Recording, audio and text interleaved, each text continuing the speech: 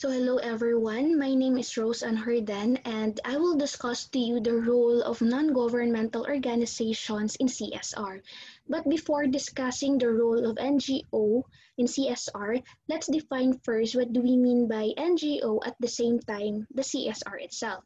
So when we say non-governmental organization or NGO, according to Investopedia 2020, it is a non-profit group that functions independently of any government. So NGOs, sometimes called civil societies, are organized on community, national, and international levels to serve a social or political goals such as humanitarian causes or the environment. Okay, when we say corporate social responsibility is a management concept whereby companies integrate social and environmental concerns in their business operations and interactions with their stakeholders. That's according to UNIDO 2020. So as we observe in the definitions of the two principles, so when we say NGOs, yung focus nito or ang concerns nito is more on helping the community with different issues such as employment, the societal issues, at kung ano pa. So its main goal is to help the community. This is from the end of the um, voluntary citizens group. So when we say an corporate social responsibility naman, it's more on having business with a heart. You are having business at the same time you are helping your community. So with these two concepts, we can see that their um, goal really is very synonymous. Medyo pareho lang talaga yung patutunguhan nila, helping the community. Now, tingnan natin, ano ba yung role of NGO in CSR? Ano bang role ni non-governmental organization in CSR? So when we say role, the NGO act as moderators and facilitators in the realization of their social need and the better environmental protection. That is according to Vijaya Lakshmi R in 2014, that is written in his journal, The Role of NGO in CSR, that is an Indian-based author actually. So it acts as moderator and facilitator. So for example, um, from the end of a company or organization, they would want an industrial expansion. So when we say industrial expansion, it's really a threat, diba? It's really a threat to the people living in the nearby or some malapit na area. So it can really invite protests from investors, from consumers, from government regulators, and other stakeholders.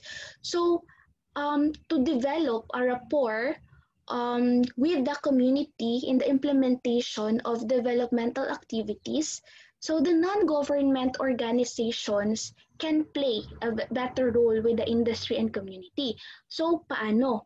So, the NGO can really help the industrial management or business organization to convince the expansion program to the community and thereby develop a proactive and social, environmental, and industrial development policy.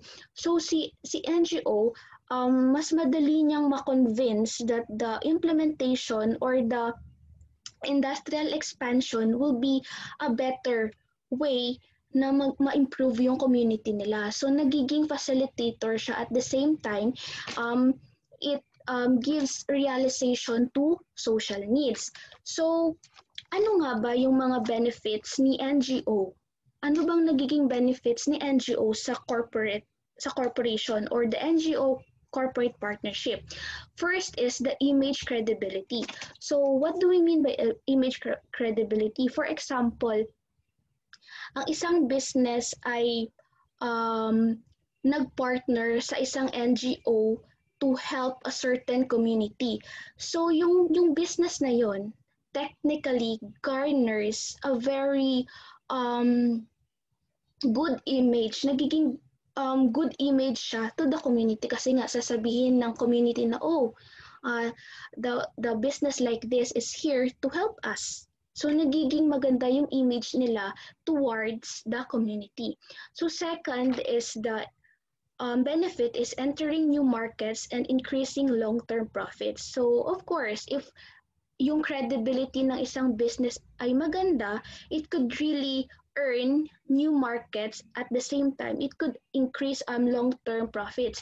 So as what I've read ulit doon sa Indian author ng international journal na yung kanina na sinabi ko, um, binigay na example doon is the Unilever.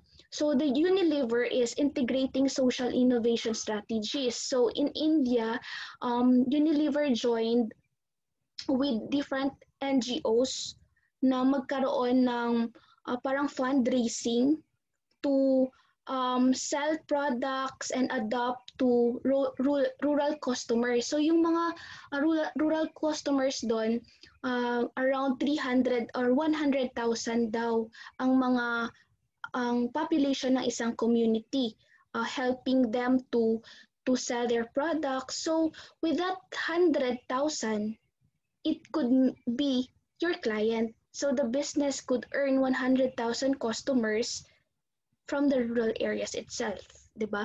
So it could really make your business, the corporate business grow. At the same time, it could increase its profits. Then, so another benefit is to better CSR policy as part of corporate strategy. With this kasi, NGO can help enhance the CSR policy.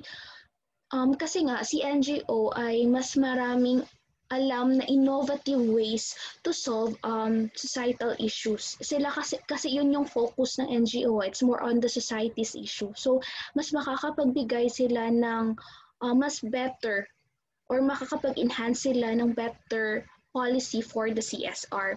So, with these discussions, I hope we've learned something with regards with the role of non-government organization in CSR. Thank you so much.